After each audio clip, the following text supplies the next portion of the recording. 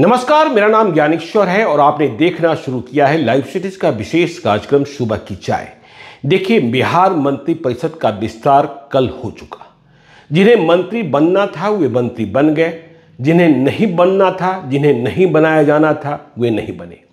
देखिए, नीतीश कुमार ने तो अपने पुराने साथियों का साथ नहीं छोड़ा, लेकिन बीजेपी ने अपने कई पुराने सहयोगियों को पैदल कर दिया, उन्हें मंत्री नहीं बनाया। लेकिन कल मंत्री परिषद के विस्तार और इसकी संपूर्ण प्रक्रिया में जो बात गौर करने लायक रही वह यह कि देखिए, सम्राट चौधरी बिहार में कहने को बीजेपी के दो डिप्टी सीएम हैं, सम्राट चौधरी और विजय कुमार सिन्हा। लेकिन मंत्री परिषद के विस्तार में यह दिखा कि बिहार में असली डिप्टी सीएम सम्राट चौधरी ही हैं।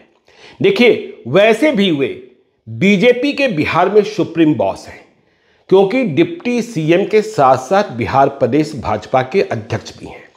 जब वे डिप्टी सीएम बने थे तो ऐसा लग रहा था कि उन्हें बिहार भाजपा का अध्यक्ष पद छोड़ना पड़ सकता है, लेकिन अब लोकसभा चुनाव सामने है। ऐसे में लोकसभा चुनाव तक वे बीजेपी के स्टेट प्रेसिडेंट भी बने रहेंगे, तो डबल पावर है उनके पास।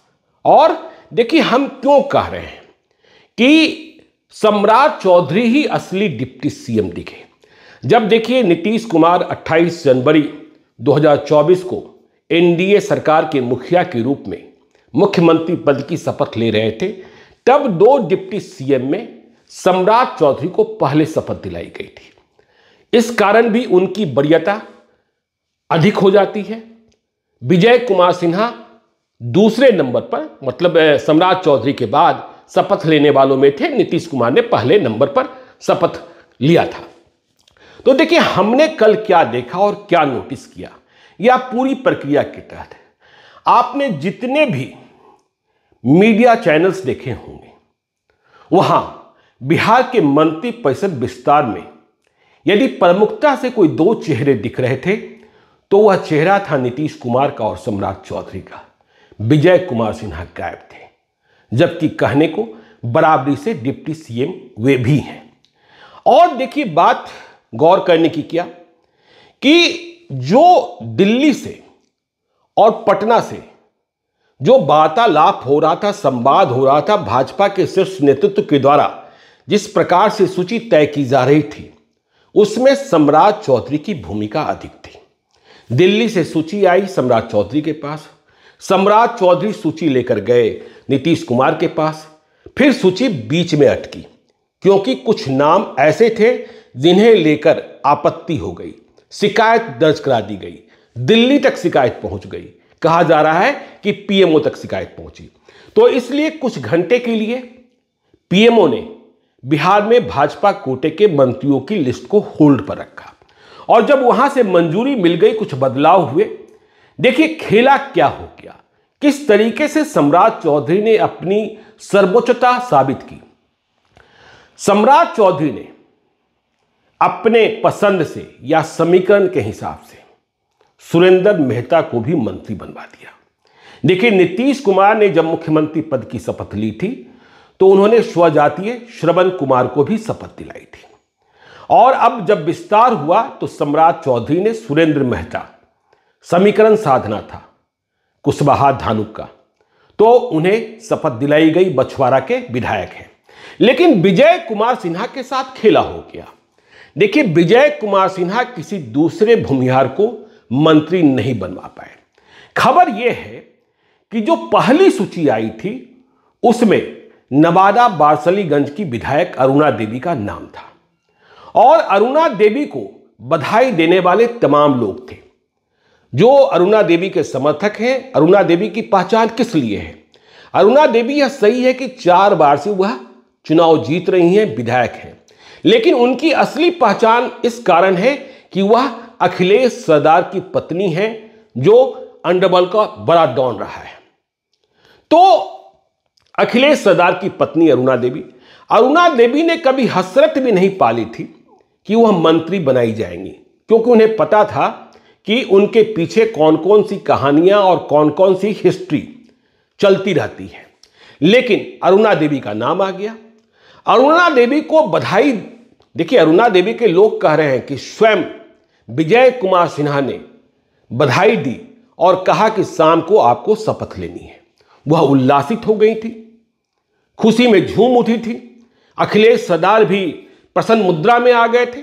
और सिर्फ विजय कुमार सिन्हा ही नहीं, बताने वाले बता रहे हैं कि गिरिराज सिंह जो 2014 में नवादा के सांसद थे, उन्होंने भी बधाई दी। गिरिराज सिंह ही नहीं, विवेक ठाकुर राज्यसभा के सांसद जो नवादा से लोकसभा का चुनाव लड़ने की हसरत पाल रखे हैं, उन्होंने भी बधाई दी। लेकिन अंतिम समय में नाम कट गया और विजय कुमार सिन्हा अरुणा देवी को मंत्री नहीं बनवा पाए। देखिए जानकारी यह है कि पहली सूची में अरुणा देवी का नाम था, रेणु देवी का नाम नहीं था। बात यह तय हुई थी कि 2020 की एनडीए सरकार में शामिल रहे दोनों डिप्टी सीएम तारकिशोर प्रसाद और रेणु देवी, दोनों में किसी को मंत्री नहीं बनाया जाएगा। तारकिशोर प्रसाद तो मंत्री नहीं बने, लेकिन जब अरुणा देवी का नाम कटा, किसी दूसरी महिला का नाम नहीं था, वैसे भी नोनिया जाति को प्रतिनिधित्व देना था, तो रेणु देवी का नाम शामिल हो गया। अरुणा देवी भूमिहार, यह भी नहीं हुआ कि अरुणा देवी की जगह पर किसी दूसरे भूमिहार को मंत्री बना दिया गया। देखिए जब 2020 में एनडीए सरकार थी तो भूमिहार अधिक ताकतवर थे। विजय कुमार सिन्हा विधानसभा के अध्यक्ष थे, जीवेश मिश्रा मंत्री थे और जेडीयू से विजय कुमार चौधरी। लेकिन इस बार अकेले बीजेपी से विजय कुमार सिन्हा डिप्टी सीएम बने हैं।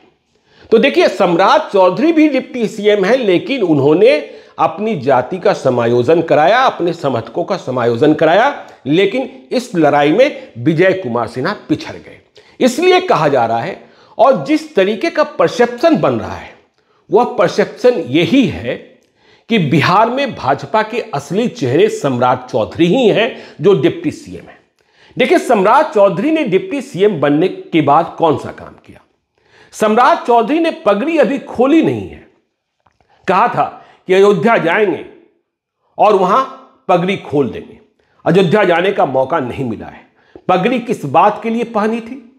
पगड़ी इस बात के लिए सम्राट चौधरी ने पहनी थी कि नीतीश कुमार को कुर्सी से नीचे उतारना है। लेकिन जब एनडीए की सरकार बन गई, नीतीश कुमार एनडीए के मुखिया बन गए, मुख्यमंत्री बन गए, तो सम्राट चौधरी पुरानी बातों को भूल गए और सम्राट चौधरी ने अपना नाता, अपना संवाद नीतीश कुमार से ऐसे स्थापित कर लिया है मानो कोई झगड़ा था ही नहीं।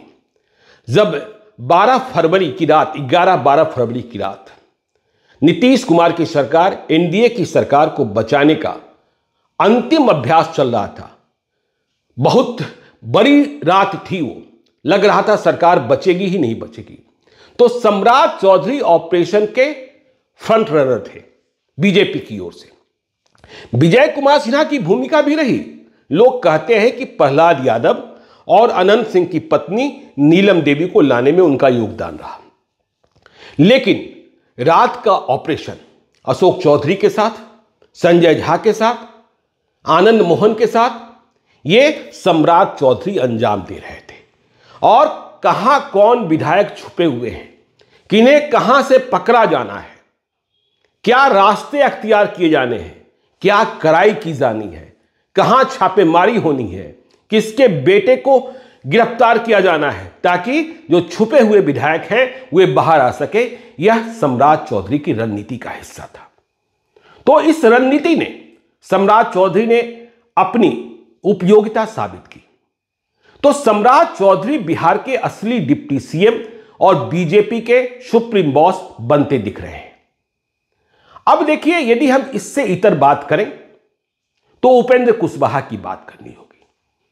उपेंद्र कुशवाहा के बारे में जानकारी यह है कि दिल्ली में हैं, बीजेपी के नेताओं से संपर्क करने की कोशिश पिछले 3 दिनों से कर रहे हैं, लेकिन संभव नहीं हो पा रहा है। उपेंद्र कुशवाहा अब घुटन महसूस कर रहे हैं, लेकिन निकलने का रास्ता भी नहीं है, क्योंकि दूसरा पक्ष जो है वह इतना मजबूत नहीं है कि जीत की गारंटी दे सके। और 2024 के लोकसभा चुनाव में जीत जरूरी है। उपेंद्र कुशवाहा को इस बात का मलाल हो रहा है कि काश वे जेडीयू में ही रह जाते। तो आज जो एक सीट उन्हें मिल रही है वह सीट तो उन्हें वैसे भी मिलती, और शायद यह भी संभव था कि जब नीतीश कुमार ने जेडीयू के राष्ट्रीय अध्यक्ष पद से ललन सिंह की विदाई का फैसला लिया तो इसके बाद स्वयं नीतीश कुमार राष्ट्रीय अध्यक्ष नहीं बनते, उपेंद्र कुशवाहा ही बना दिए जाते। और देखिए, इससे भी अधिक पीड़ा उपेंद्र कुशवाहा की क्या है। उपेंद्र कुशवाहा कुशवाहा जाति के सबसे बड़े नेता माने जाते हैं, स्वयं को मानते हैं, लेकिन बीजेपी ने जिस तरीके से सम्राट चौधरी को ऊंचाई प्रदान की है, सम्राट चौधरी को आगे बढ़ाया है, उपेंद्र कुशवाहा को यह लगने लगा है कि अब एनडीए में हमारा भविष्य क्या है। जब सम्राट चौधरी इतने आगे जा रहे हैं और वहां कुशवाहा का नेता उभर कर सामने आ गया है, तो फिर हमें तो दूसरे पायदान पर ही रहना होगा। देखिए, उन्होंने नई पार्टी बनाई, राष्ट्रीय लोक मोर्चा। इसके पहले राष्ट्रीय लोक जनता दल के नाम से काम कर रहे थे, लेकिन राष्ट्रीय लोक मोर्चा को अभी सिंबल भी नहीं मिला है। और जब उन्हें लड़ने के लिए सिर्फ एक सीट प्रदान की जाएगी तो उनके जितने कार्यकर्ता हैं, जितने समर्थक हैं, या जो उनके आश्वासन पर लोकसभा चुनाव लड़ने की तैयारी कर रहे थे, सभी के सभी मायूस हो जाएंगे। कहा जाएगा नेताजी खुद लड़ लिए, हम सबों के लिए क्या बचा। तेजस्वी यादव की ओर से ऑफर है, तेजस्वी यादव उन्हें अपने साथ ले सकते हैं, जैसे मुकेश सहनी के लिए भी ऑफर है। और पशुपति पारस ने भी स्पष्ट किया है। पशुपति पारस कल बहुत ही रौद्र रूप में थे, भाजपा से यह उम्मीद नहीं थी, यह बात तो कही गए, और साथ में यह भी कहा कि चुनाव लड़ेंगे, हाजीपुर लड़ेंगे। अब लड़ने का फायदा क्या होगा? देखिए, आरजेडी के साथ मिलकर लड़ेंगे या आरजेडी से तालमेल कर लड़ेंगे तो मुकाबला तो होगा, चाहे पशुपति पारस का सवाल हो, चाहे प्रिंस राज का सवाल हो, चाहे सूरजभान सिंह के भाई चंदन सिंह का सवाल हो। लेकिन आरजेडी से खबर यह आ रही है कि आरजेडी नवादा सीट किसी सहयोगी को देना नहीं चाहती है। नवादा सीट पर आरजेडी स्वयं लड़ना चाहती है, और मान्यता यह है कि इस सीट पर यादव ही लड़ते रहे। तो ऐसे में फिर क्या होगा? बेगूसराय और मुंगेर की बात हो रही है। तो ये तमाम स्थितियां परिस्थितियां, अब देखिए, मंत्रिपरिषद का विस्तार हो गया है। अब एनडीए में सीटों का बंटवारा हो चुका है, मतलब संख्या में। अब सीटें बताई जाएंगी। आज 3 बजे चुनाव की रणभेरी बजेगी, आचार संहिता लागू हो जाएगा। इसके बाद प्रक्रिया में तेजी आएगी।